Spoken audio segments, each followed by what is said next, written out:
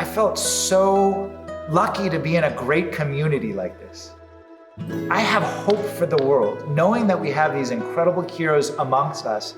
Yes, they're working hard. Yes, they're making a difference. But they also are lonely. They also are struggling. They also are real people. And that's what makes them so remarkable. They all bring something that I never could to our community. And yet I realized that through music, we were able to bring them together in a way that they have never experienced before. Why does the world need musicians at this time? This is one reason.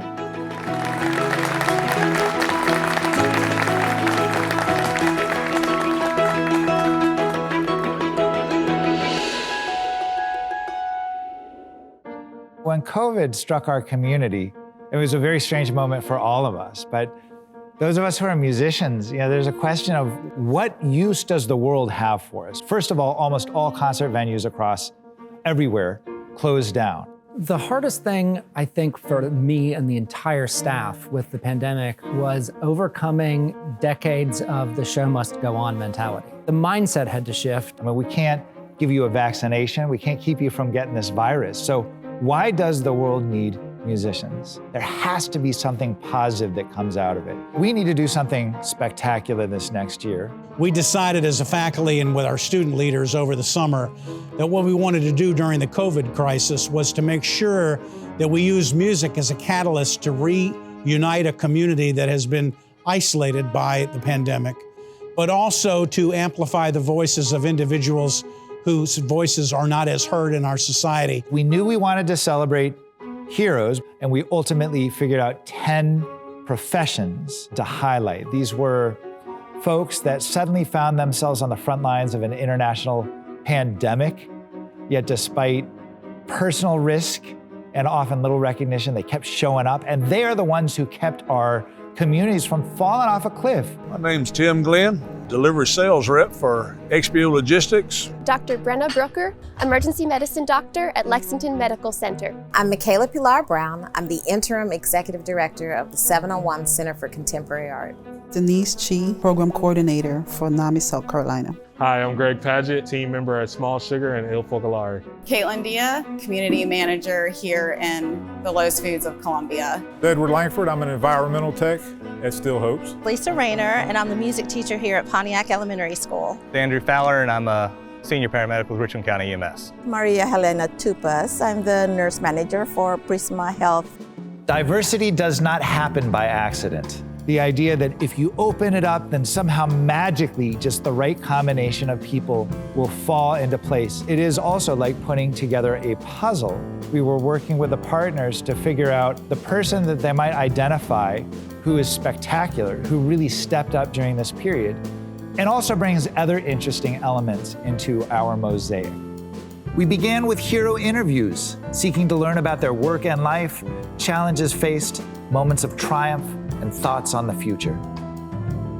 And I would recommend to the public with the whole COVID-19 outbreak that you do what you're asked to do, not gather in the large crowd. And wear the mask. If you have to go somewhere, wear the mask. Keep your hands sanitized. I didn't think our restaurant was gonna last, I was very scared, but our team here has done a great job. Our bosses have done a great job, still giving us our full-time hours. I'm diagnosed. I'm living with a mental health condition as well as my daughter.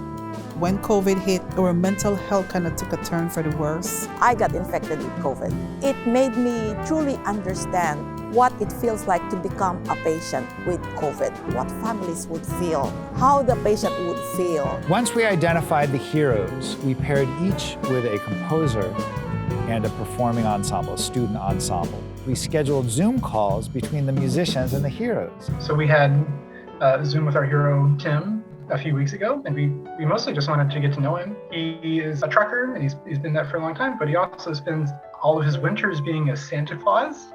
I kind of wanted it to feel like a thank you note to someone. So as I was writing, I thought about what he might like. My ensemble is the Spark Collective, which is a group of graduate students. So we had some classical music, but we also ended with a jazz standard. How can we make the art that we do relevant to people in different walks of life? what if we could do some outdoor concerts aboard maybe a mobile vehicle? We've been wanting to bring the Coger Center to the community, but sometimes if you don't go to the people, how do you expect them to come to you? 2 of my former students had come up with an idea, what if we turned a truck into a concert truck? I said, that sounds ridiculous. Let's look into it and see what you could do with that. Can I put a piano in a boat? Well, probably not, but a truck would be even better, have more access. The mission of the concert truck is to foster a more empathetic and inclusive world by redefining the concert hall and making great live music accessible to everyone. Playing concerts outdoors is safe and pretty much the only way to enjoy live music right now. And then we organized these 10 community concerts, which were each at site-specific locations meaningful to the hero and their profession. And so we would go out and have their ensemble would play, plus another group, and Nick and Susan, this alumni duo, so they could have a personal concert dedicated just to them and their colleagues, people who do that career choice in a place that's really special to them, but may never have had music there before. It was really great to see all of the workers, all of the delivery drivers really interacting with the music. People who probably would never have come to a classical music concert otherwise. My ensemble was a flute quartet that was paired with our teacher hero, so out of Pontiac Elementary. Hanging out on a concert truck all day, yeah, it's a lot of hours, it's a lot of logistics, but the number of people we've met and the number of places we've been, it's really inspiring. To just scratch the surface and just see a little bit of that has been really fun. All these different regions of the world, all these different configurations of humanity have their way of decorating time. That's music. And whether it's new to you or something that you've heard your entire life, it always has that power to tap into your humanity. 100% of these heroes are incredibly inspiring. They're positive people. They were always turning it back to their community. They're so humble. It's an honor to represent everybody, but this is not just about me. It's about all my coworkers and all the other EMTs and paramedics throughout the state. Everything was so nice, and the singing, the music playing, and getting to meet all these other people face to face. Extremely honored to represent teachers, privileged. I know so many. I'm not better than any of the others. It's important that artists are acknowledged, particularly at a moment like this, when there's so much rich and deep conversation to be had. I think that that's amazing, and I'm like, oh, it should happen more often. It's been one of the biggest honors of my life to be able to just accept a gift of love and gratitude on behalf of the physicians that have been working through COVID-19 in the community. These are people in the trenches doing the hard work of making our community function. And then there was an 11th event here at the University of South Carolina where all 10 heroes came together for the first time. It actually ended with our concert choir. I haven't heard a live ensemble perform in more than a year. It was like being born anew.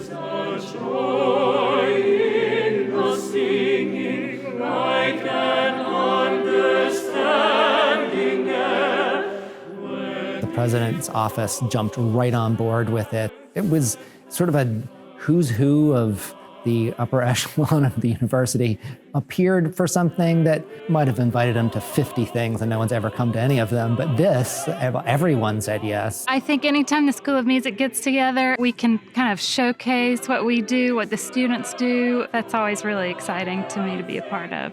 I thought it was really amazing. My dad was a firefighter and my mom is a nurse, so I kind of know the people who are like, can't take the days off. It's always like late nights. And so I think that this was just really great to honor the heroes. The School of Music really outdid themselves.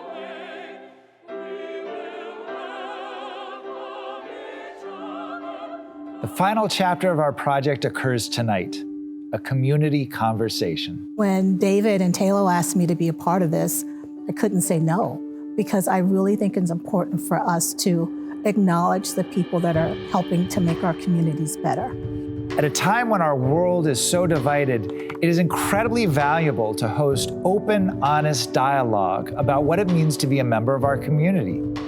The good, the bad, and the ugly. The heroes individually were recognized, but they never really had a chance to communicate with each other. And tonight, I'm hoping will be a catalyst for more dialogue. I am struggling to learn the lessons of the pandemic how to be a leader and be brave for everybody else and be afraid yourself. And how do you manage those two things? They know I'm in the mental health field, so they want answers. What can I do? How can I help? And then I wasn't getting help for myself. In the hospital, it's been epically crappy. You stuff things down because you need to move on. You can't carry the baggage you have into the room of someone else. These are all incredible human beings, and that's the starting place. It's pretty unprecedented to bring together such a rich mosaic anywhere, and we're doing it with our special musical spin. I invite you to bring your hands to your legs and join patting our shared paws.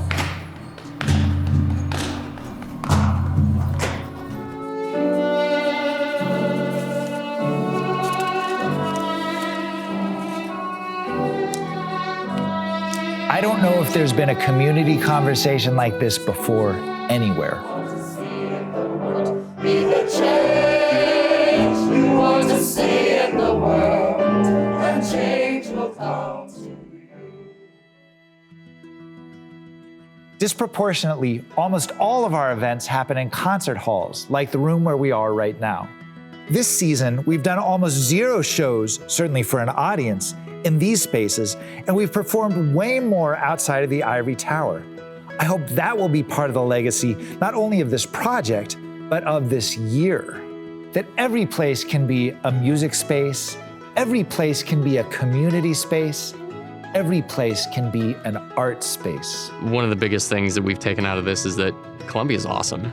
I can learn just as much from a delivery driver as they can from me as an artist. Music brings something to our activity, to our lifestyle, to our desire and our hopefulness for tomorrow. I feel completely humbled by doing this. It's really changed my perspective. Another example of that human element and human experience that can't be quantified. Yes, science, technology, education, and math is important, but everything that you do involves the arts. Just knowing that people were seen and it felt good. It just is a really great honor that I'm accepting on behalf of all of the physicians who've been working. Just really heartfelt acknowledgement of the sacrifices that so many people have made. Sorry.